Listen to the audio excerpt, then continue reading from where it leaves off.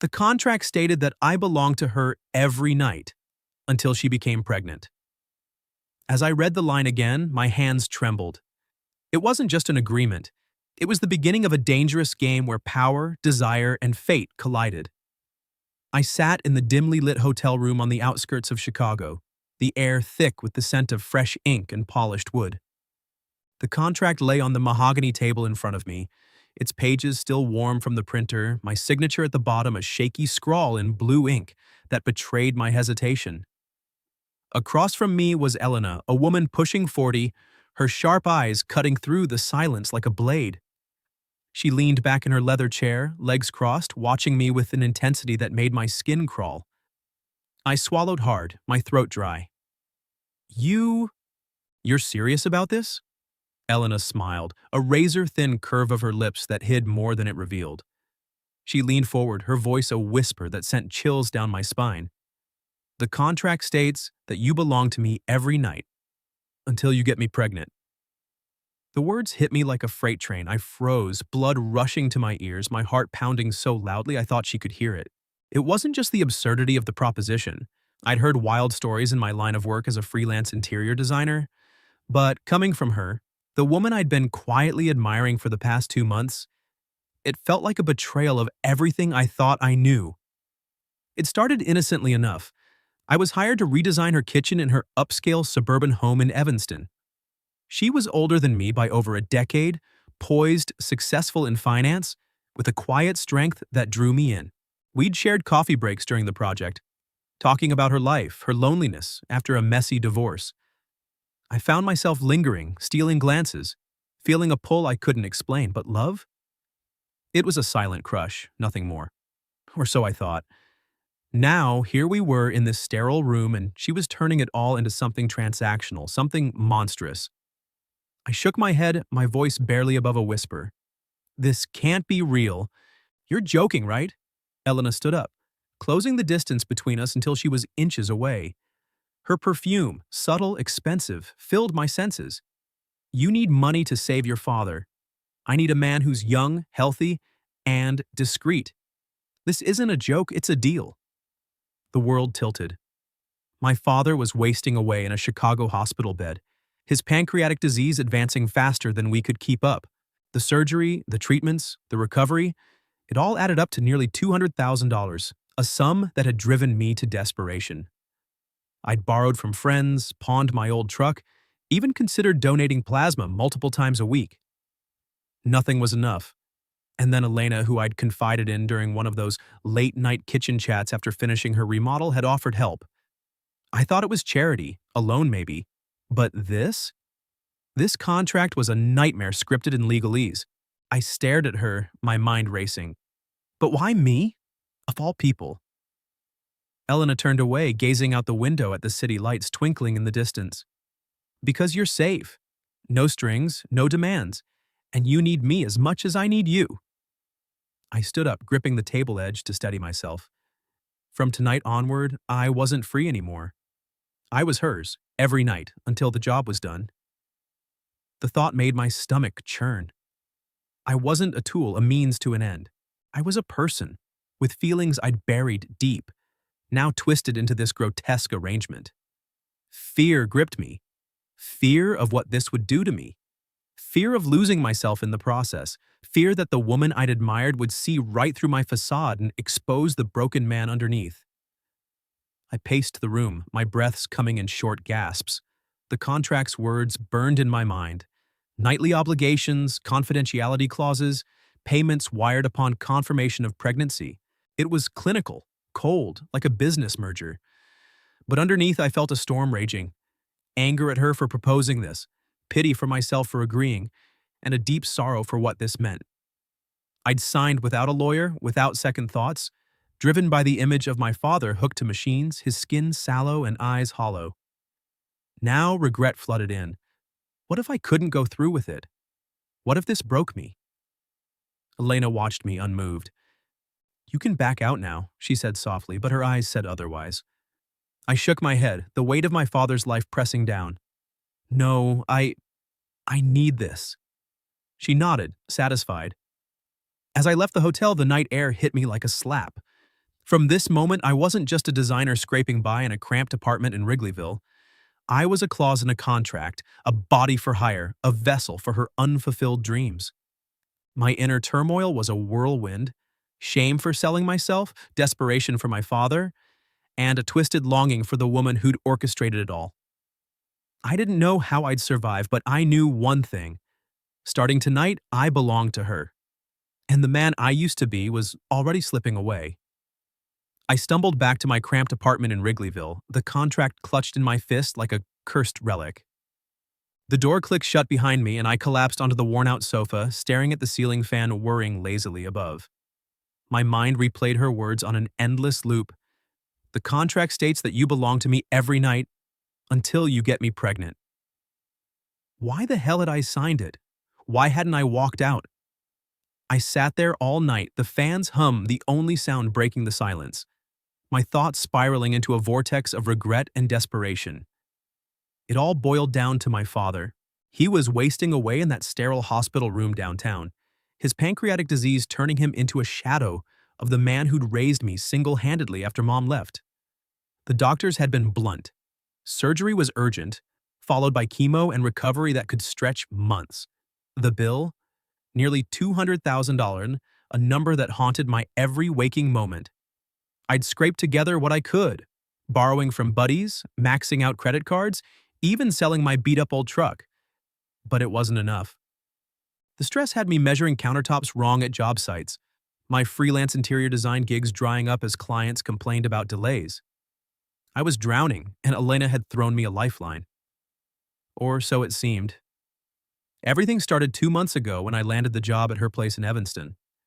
She was this poised, successful woman in her late 30s, running her own finance consulting firm. Her house was a sleek suburban retreat. Modern lines, high ceilings, the kind of space that screamed quiet luxury. I was there to redesign her kitchen, new cabinets, quartz countertops, the works. At first, it was all business. She'd point out what she wanted, I'd sketch it up, and we'd haggle over finishes. But as the weeks dragged on, things shifted. We'd take breaks, sharing coffee at her island counter, and she'd open up a bit.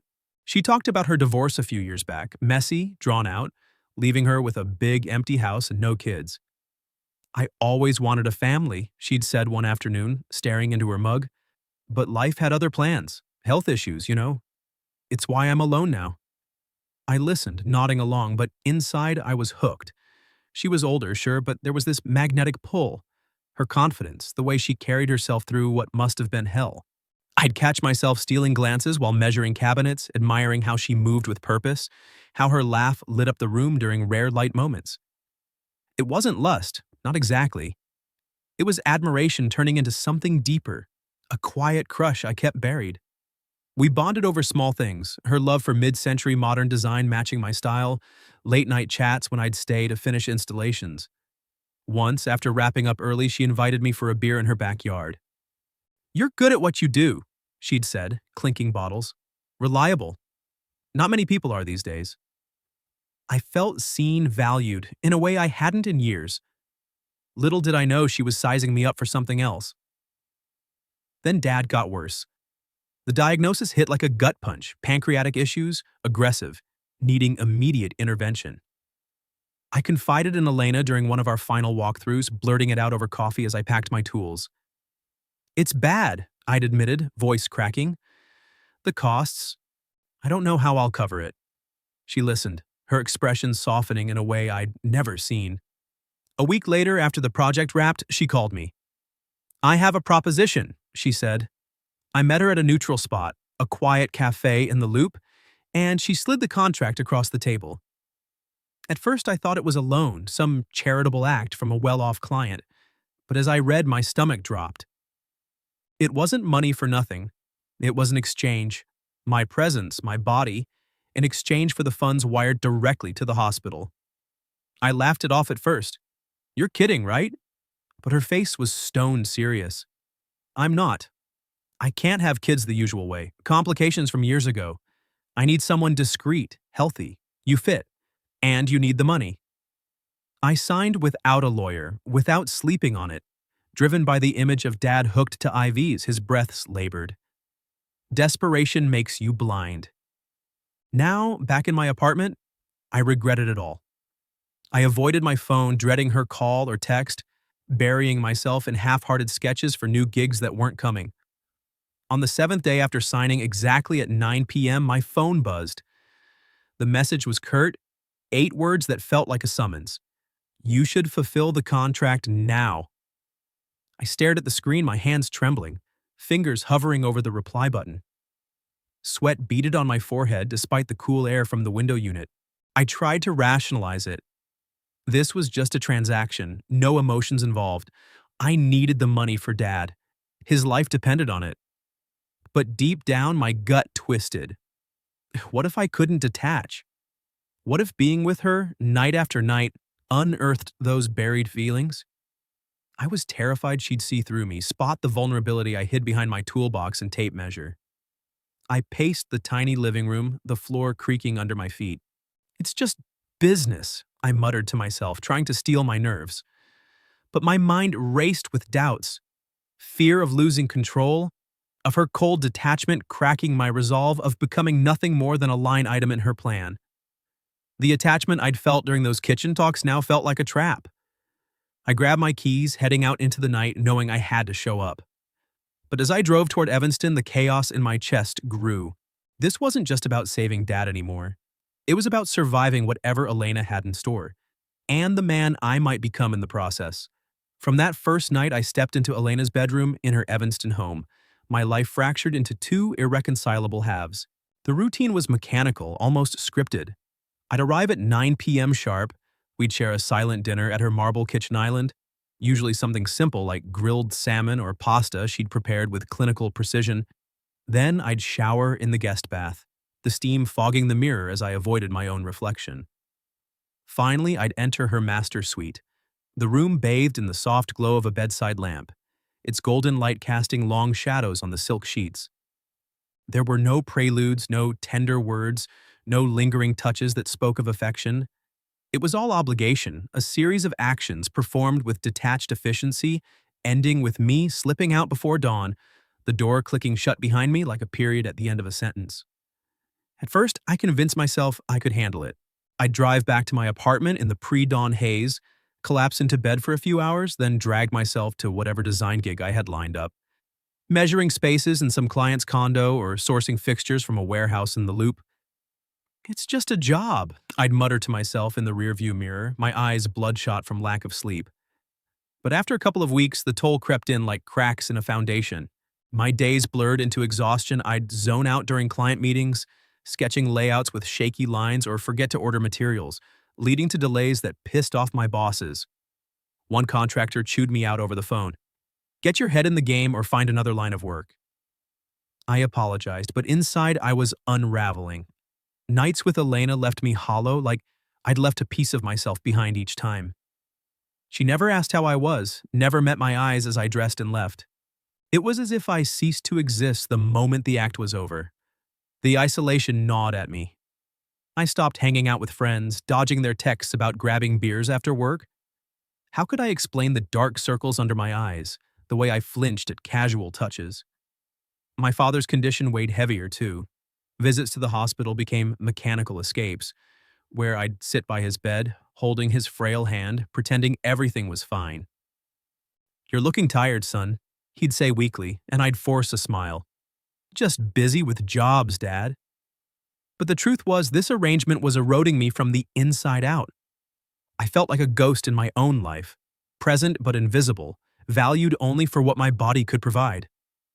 One night, after we'd finished, I didn't leave right away. I sat on the edge of the bed, the sheets tangled around my legs, staring at the floor. The silence stretched until I couldn't bear it. "Do you ever feel lonely?" I asked, my voice barely audible, hoping for some crack in her armor, some sign that this meant more than ink on paper. Elena turned her head slowly, her expression unchanging, like I'd asked about the weather. "This is a contract," she said flatly, "not a relationship." The word stabbed deep, sharper than any rejection I'd imagined. It wasn't just dismissal, it was a reminder of my place. Hired help, nothing more. I forced a bitter laugh, nodded, and dressed in silence. the room feeling colder than ever as I slipped out. That rejection festered. I drove aimlessly through the city that night, the Chicago skyline blurring past in a haze of streetlights and rain-slicked roads. I ended up at a dimly lit bar in Wicker Park, one of those hole-in-the-wall spots with sticky counters and dim neon signs. I ordered a whiskey neat, nursing it in a corner booth, trying to drown the ache. But as I scanned the room, my eyes locked on her, Elena, at a table in the back, laughing softly with a man about her age. He was polished, suit jacket slung over his chair, leaning in close as he touched her arm. She didn't pull away. Instead, she smiled, genuine and warm, the kind of smile I'd never seen directed at me. They clinked glasses, her hand lingering on his for a beat too long. My stomach twisted into knots. I turned away, paid my tab, and bolted into the night, the rain now pouring as if mirroring the storm inside me. Back home, I stripped and stood under a scalding shower, letting the water burn my skin as punishment. "What did you expect?" I whispered to the steam-clouded mirror. I wasn't jealous, not exactly. It was the realization that crushed me. I had no claim, no place in her world beyond the bedroom door. She could laugh, touch, connect with others, while I was confined to shadows, a secret she kept locked away. The pain was raw, a deep ache that made my chest tighten. I collapsed into bed, shivering despite the heat, my mind replaying the scene on loop. By morning, I was feverish, my throat raw, body aching from more than just illness. But I dragged myself to a job site anyway, botching measurements and earning glares from the crew. That evening, I showed up at her door as required, my face a mask of indifference. When she let me in, the air was thick with unspoken tension. We went through the motions, dinner, shower, bed. But afterward, as I dressed, I couldn't hold back. "I'm just fulfilling the contract," I said coldly, echoing her words from before. Elena paused, her back to me, then turned with a flicker of something. Regret? Hurt? The room felt heavier, the silence screaming what we both knew. The contract wasn't the real barrier anymore. It was the ice wall between us, built from her detachment and my growing resentment. I left without another word, the door closing, with a finality that echoed in my soul. That night, alone in my apartment, I wished I'd never signed. Wished I could reject her outright. Because now I wasn't just a man in debt. I was a hollow shell, reduced to words on a page, yearning for something real in a world of transactions. The pain wasn't physical. It was the soul-crushing loneliness of being so close, yet utterly unseen. When spotting Elena in the bar, I felt like I'd been yanked out of a fever dream and dumped into cold reality. The rain pounded the streets as I drove home, my knuckles white on the steering wheel, the image of her laughing with that man searing into my brain. I burst into my apartment, stripping off my soaked clothes and heading straight for the shower. I cranked the water to ice cold, letting it pelt my skin like needles, hoping it would wash away the illusions I'd built. The foolish hope that our nights meant something more than clauses on paper. "You're an idiot," I muttered through chattering teeth, sliding down the tile wall until I sat on the floor, the chill seeping into my bones. I stayed there until I was numb, punishing myself for caring, for letting her detachment carve deeper wounds than I'd admitted. Morning came too soon, my head throbbing like a drum, my throat raw and scratchy. I'd caught a cold, or worse, from the shower stunt, but I couldn't afford to call in sick. Freelance design work was spotty enough. Skipping a day meant losing pay I desperately needed, even with Elena's wired funds trickling in for Dad's bills. I dragged myself to a condo remodel in Lincoln Park, fumbling through measurements with foggy vision, my crew exchanging worried glances. "You look like hell, man," one said, clapping my shoulder. I shrugged it off. Rough night. But inside, I was a wreck, replaying her touch on that guy's arm, her genuine smile, a warmth she'd never shown me. By afternoon, I was coughing nonstop, my body aching, but I powered through, finishing just in time to head to Evanston. The contract didn't allow for excuses. When Elena opened the door that evening, her usual composed facade cracked for a split second. "You look awful," she said, stepping aside to let me in. The house smelled of roasted garlic and herbs, dinner waiting as always. I nodded weakly, avoiding her eyes, and we went through the motions. A quiet meal at the island, me forcing down bites despite my churning stomach. In the shower, the steam did little to clear my head. I emerged feeling more drained than ever. We moved to the bedroom, the lamp's glow casting familiar shadows, and fulfilled the routine in silence. But afterward, as I sat up to dress, something in me snapped. I couldn't just leave like always, Elena noticed, propping herself on an elbow. "What's wrong with you tonight? You're distant, even more than usual." Her voice held a hint of concern, but it only fueled my resentment. I turned, my words coming out colder than intended. "I'm just doing what the contract requires." The air thickened, her expression shifting from curiosity to realization. She sat up fully, the sheet pooling around her waist. "You saw me at the bar last night, didn't you?" I didn't answer, but my silence was confirmation enough. She sighed, running a hand through her hair. "Let me explain." I cut her off, my voice rising despite the ache in my throat. "Explain what? That I'm just the hired help while you laugh and touch hands with some guy who gets the real you?" The words tumbled out, raw and unfiltered, surprising even me. Elena's eyes widened, then softened in a way I'd never seen. She reached out, hesitating before touching my arm. "That man, he's the brother of my ex-fiancé. He passed away 2 years ago in a car accident. We met to exchange some old belongings, photos, letters. It wasn't what you think. I didn't know you were there, and I certainly didn't mean to hurt you." The revelation hit like a wave, washing away some of the anger but leaving confusion in its wake. I stared at her, my feverish mind struggling to process. "Why didn't you tell me sooner, or anything at all? You treat this like a business meeting." Elena's composure cracked then, her eyes glistening. She pulled her knees up, hugging them like a shield. "I'm sorry," she whispered, her voice breaking. "I've spent years building walls after the divorce, after losing the chance at kids because of my health. I learned to keep everything locked away. Opening up means risking loss, and I've lost enough. But with you, it's different. You've thrown everything off balance." Tears slipped down her cheeks, and for the first time, I saw her not as the untouchable executive, but as a woman carrying invisible scars. Loneliness etched deep from years of failed relationships and unfulfilled dreams. The sight pierced me, melting the ice I'd built. "I didn't sign up for this just for the money," I admitted softly, my own voice cracking. "Not entirely. From those kitchen talks, I started feeling something, admiring you, maybe more. But you've kept me at arm's length like I'm disposable." Elena wiped her eyes, reaching for my hand. "You're not. God, you're the opposite. You've been the one constant in this mess I've made. I was scared. If I let you in, you'd see the broken parts and leave." I squeezed her hand, the fever forgotten in that moment. We sat there in the dim light, the barriers crumbling. She confessed her fears of vulnerability, how the contract was her way of controlling what she couldn't in life. Motherhood, connection. I shared my own terror. Losing Dad, losing myself in this deal. The quiet crush that had grown into real affection despite everything. No grand promises, no declarations of love, just raw honesty. For the first time, I didn't leave at dawn.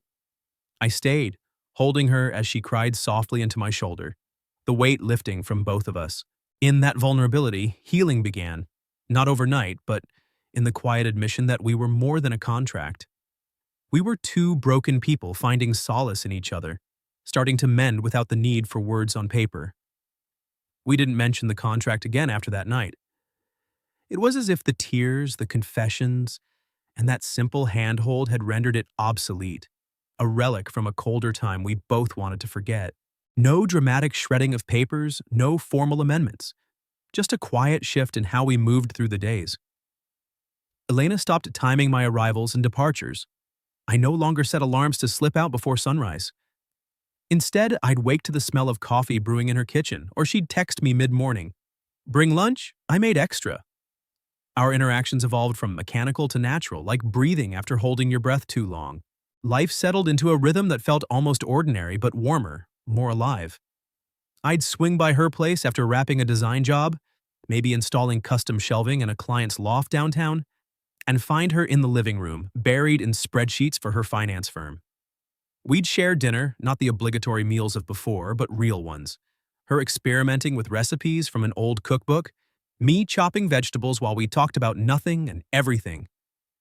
"How's your dad?" she'd ask, genuine concern in her voice, and I'd update her on his progress.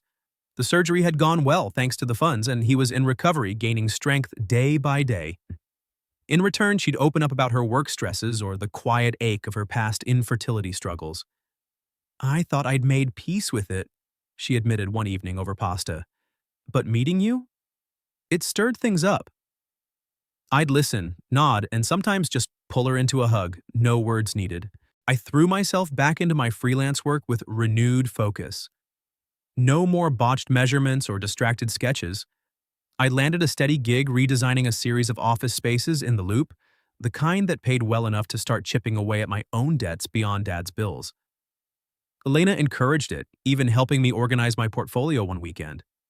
"You're talented," she'd say, flipping through my drawings. "Don't let us hold you back." But it didn't feel like holding back, it felt like building forward.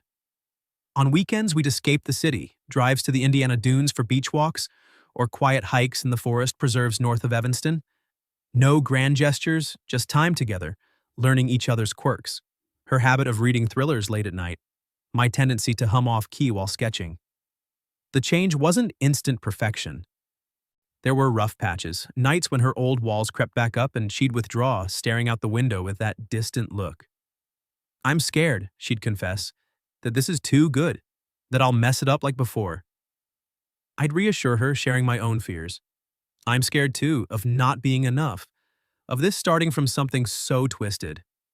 But we'd talk through it, peeling back layers, healing in small, steady ways. Dad's recovery helped. Visiting him together one afternoon, he squeezed her hand and said, "You make my boy smile again." It was a bridge, connecting my worlds. Then, one crisp autumn morning, everything shifted. We were in her kitchen, sunlight streaming through the windows I'd helped her redesign. Elena set down her coffee mug, her face pale but determined. "There's something I need to tell you." My heart skipped. Old instincts braced for bad news. She took a breath. "I'm pregnant." The words hung in the air, time slowing as I processed. Tests confirmed it. 2 positives, clear as day. I stood frozen, then a grin broke through. "That's incredible." Not shock, not fear, but genuine joy. "It's not an accident," I said, pulling her close. "It's a gift." Tears welled in her eyes as she laughed softly. "I was terrified you'd run." We held each other, the weight of the past lifting. No panic about logistics or what-ifs. Instead, a quiet resolve. We'd figure it out. Doctor's visits, nursery plans in her spare room, balancing her career and my gigs. It wasn't about the contract anymore. That chapter was closed. This was us, choosing each other without strings, building something real from the ruins of our arrangement. Months blurred into a hopeful haze. Dad got stronger, even meeting Elena for family dinners that felt natural, not forced. We didn't rush into labels, marriage labels, but the love was there, unspoken yet solid. One evening, as we walked along Lake Michigan's shore, waves lapping at our feet, she leaned her head on my shoulder. "We started with a signature, but now you're the one I never want to let go. No papers needed." I kissed her forehead. "We're not bound by ink anymore. We're starting fresh, for real." Life wasn't perfect. Fears lingered, adjustments loomed with the baby on the way. But it was ours. Hope bloomed in the everyday, her hand on her growing belly, my sketches for a family home someday. From desperation's grip, we'd found healing, and in that, a future brighter than I dared imagine.